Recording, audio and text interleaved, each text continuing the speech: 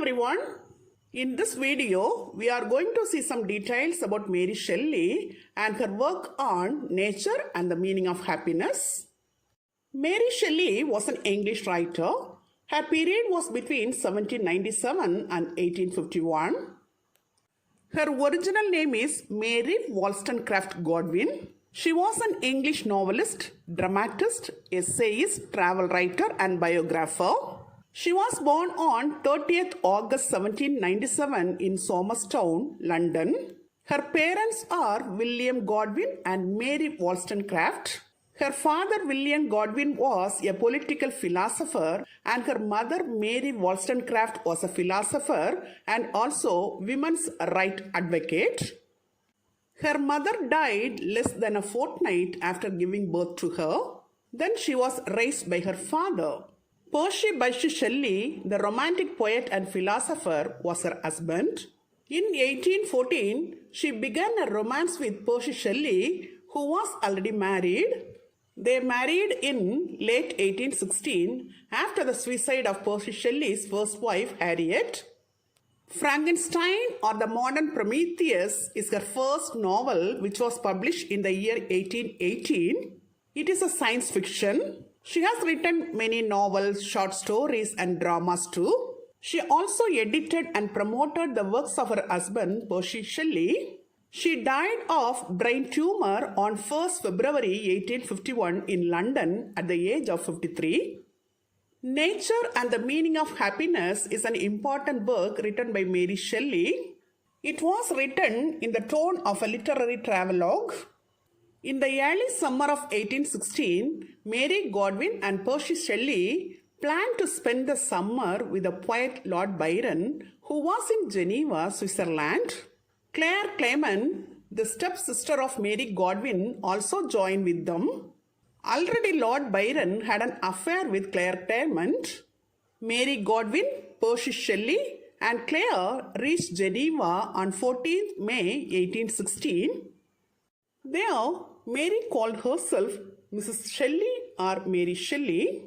Byron joined them. He rented a mansion close to Lake Geneva.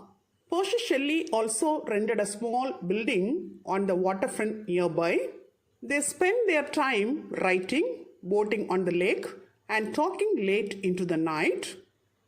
Here we can see the picture of Percy Shelley with Mary Shelley. Summer of 1816 became the summer of love for the four young people traveling together. The four people were Mary Shelley and Percy Shelley and Lord Byron and Claire. Mary Shelley wrote all her travel experiences as letters to her friends and relatives. We can find no difference between her literary art for the public and the private prose of her diaries and letters. The latter, that is the private prose of her, served as a sandbox for developing and refining the former, that is the literary art for the public. After her elopement with Percy Shelley, Mary Shelley began composing letters of excellent literary splendor. Her early love letters to the poet Shelley came out as a teenage girl's exuberant stream of consciousness outpouring. Her letters to friends and family from this self-elected exile took on the tone of a literary travelogue that was more dramatic in nature. In the letter to her sister Fanny, she describes her dangerous journey from France to Lake Geneva in Switzerland. This letter was included in Selected Letters of Mary Wollstonecraft Shelley. Then she describes about Lake Geneva also. It is the largest and deepest of the Swiss lakes. She composed her famous work Frankenstein here. It is a lyrical travelogue of both body and spirit, describing nature's striking costume changes in exquisite detail. She chronicles her journey toward her destination across microclimates and terrains. This journey was not only toward her physical destination, but toward a new psychic summit of happiness, harmony, and self-actualization. In her writing, Shelley mentions the stunning account of the living mountain given by the Scottish mountaineer and poet Nan Shepherd. She describes the beauty of nature and its impact on humans in an extraordinarily elegant way. She writes that the road was like serpentine, the gulf was filled by the darkness of the driving clouds, the dashing of the invisible mountain streams, their departure from Paris, and their arrival at Champanelles. Moreover, she says about the beauty of ravines and valleys of the mountain, impenetrable thickness of pine forests, dark woods, knotted roots of trees, snow-covered branches of the trees, excessive coldness, large flakes of snow, etc. Then she describes the beauty of evening time during their travel to Geneva. She writes about the scenic beauty on their way. The rocks and roads were covered with snow, heavy snowfall in the village of Les Roses, their night stay in a bad inn and dirty beds, etc. There were two roads to Geneva, one by Nyon and another through Gex. By Nyon, the mountain route is shorter and easy, and through Gex, it is very dangerous one for night travel. Their passport was for Gex. They hired 4 horses and 10 men to support the carriage and departed from Les Roses at 6 in the evening. The snow was pelting against the windows of their carriage. She was attracted by the natural silence of that uninhabited desert, incredibly large size of the trees, the vast expanse of snow, white wilderness, snow-covered gigantic pines, roads and lawns. Finally, they arrived at Lake Geneva in the morning. The waters of the lake was as blue as the heavens which it reflects. She was attracted by the warm sunshine and the humming of sun-loving insects. She saw the lake from the windows of their hotel. The water was sparkling with golden beams.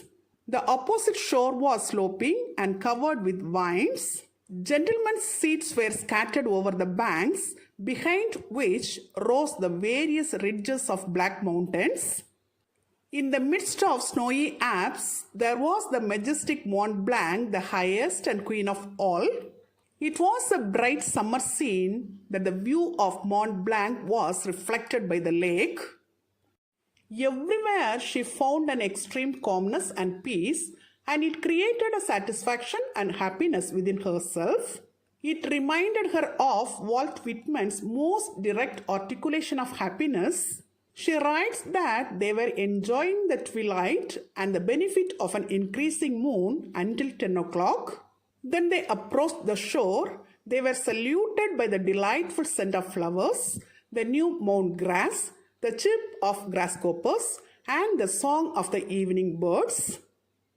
On enjoying the beauty of nature, she writes, "Coming to this delightful spot during this divine weather, I feel as happy as a new-fledged bird and hardly care what twig I fly to, so that I may try my new-found wings."